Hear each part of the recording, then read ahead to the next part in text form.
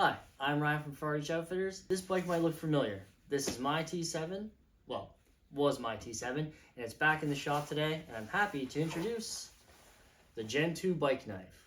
Let's have a look.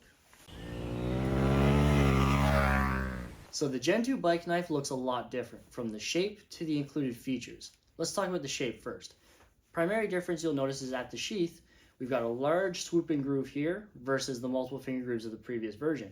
That is to give you a more ergonomic grip when you're locking the knife and sheath together to undo the stubborn rear axle nut. Now you'll also notice the finger grooves here are more shallow. It gives us room to take out material so we can shave weight without sacrificing any strength. Now let's talk about the extra tool features. On the back of the knife, we've added some material to the backbone with this knurling. That makes this an effective splitting wedge on the campsite. It's pretty handy. You just plant this into your split firewood and you smash the back with an available branch and it works fantastic.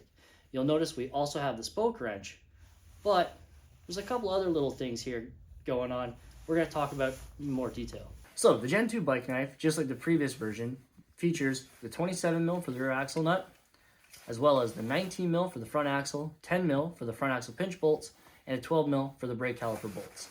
But the Gen 2 also features a 12mm open wrench and a 10mm open wrench, and that is to allow you to adjust your chain tension. Let's have a look. So the knife itself, which is a 3/16 steel, features a 12mm for the tensioner nut. It's built into the knife for the extra strength. You crack that loose, and then you can use the 10mm built into the sheath to actually tighten or loosen your chain as needed. And then it's just a matter of tightening it back up. And just like that, an already awesome tool just got better. That's the first look at the Gen 2 bike knife. We're starting with the T7 because it's our most popular, but as other models sell out, we'll be replacing them with the Gen 2 version.